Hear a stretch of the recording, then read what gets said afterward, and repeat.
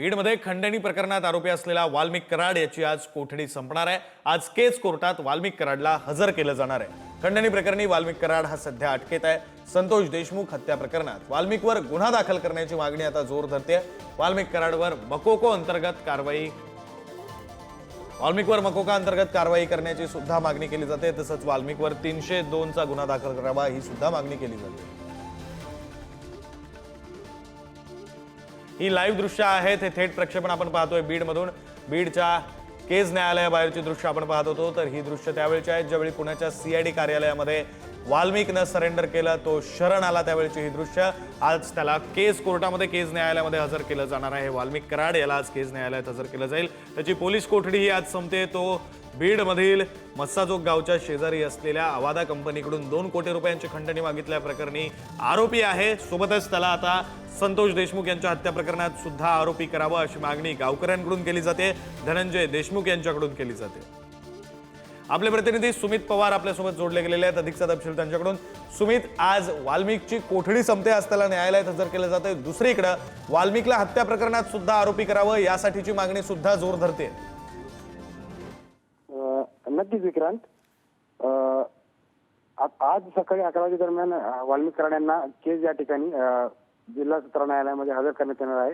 दरम्यान सीआयडीने जे 14 दिवस तपास केलेला आहे त्या संदर्भात अहवाल न्यायालयात मांडण्यात येईल। त्यानंतर अजून न्यायालयीन कोठडीत पोलीस कोठडीमध्ये वाढ होती की नाही हे बघणं महत्त्वाचं असेल। त्याचबरोबर संतोष देशमुख यांच्या खुनामध्ये वाल्मिक कराडचा समावेश होऊ शकतो का देखील आज न्यायालयात गेल्यानंतर युक्तिवादानंतर आपल्याला कळणार आहे विक्रांत।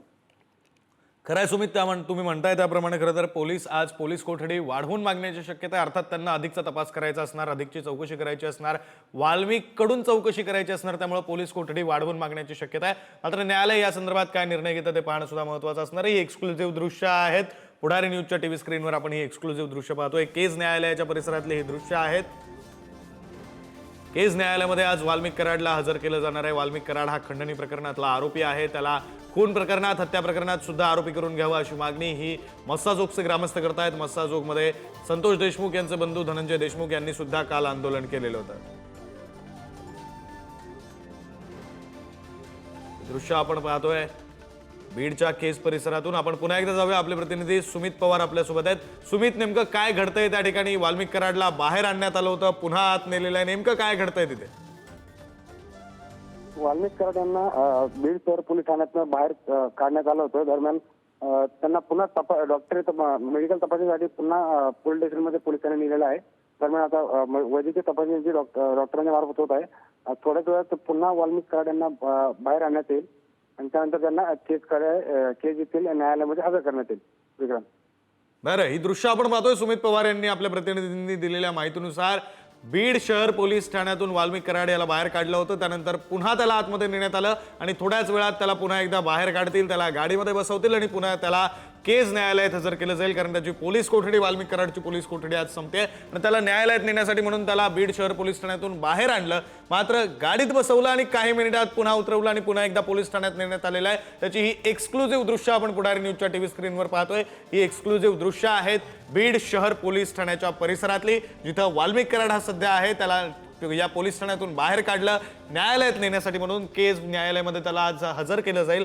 त्यासाठी त्याला पोलीस ठाण्यातून बाहेर काढलं, गाडीत बसवलं, मात्र काही मिनिटात पुन्हा एकदा त्याला पोलीस ठाण्यात नेण्यात आलेलं आहे। आता काही वेळातच वाल्मिक कराडला बाहेर आणतील आणि त्याला केज न्यायालयात हजर करतील। केज न्यायालयामध्ये काय होऊ शकतं तर पोलीस अर्थातच वाल्मिक कराडची पोलीस कोठडी वाढवून मागू शकतात। कशासाठी तर वाल्मिक कराडची चौकशी आणखी करायची आहे, या प्रकरणात तपास करायचा आहे, वाल्मिककडून माहिती घ्यायची आहे, त्यासाठी म्हणून ही कोठडी वाढवून मागितली जाऊ शकते। पुन्हा एकदा जाऊया, आपले प्रतिनिधी सुमित पवार आपल्यासोबत आहेत। सुमित, आज कोठडी वाढवून मागितली जाऊ शकते पोलिसांकडून?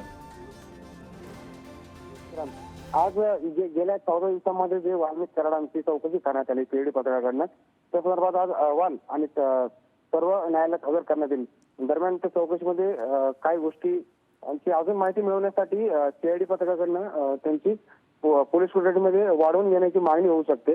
दरम्यान युक्तिवादानंतर काय होईल हे देखील आपल्याला लवकर न्यायालयात हजर केल्यानंतर कळणार आहे विक्रांत। खरंय सुमित, तुम्ही म्हणताय त्याप्रमाणे युक्तिवादानंतर आज न्यायालयात काय होतंय त्याकडे तुम्ही लक्ष ठेवून राहा। तुर्तास धन्यवाद दिलेल्या या सगळ्या तपशिलासाठी।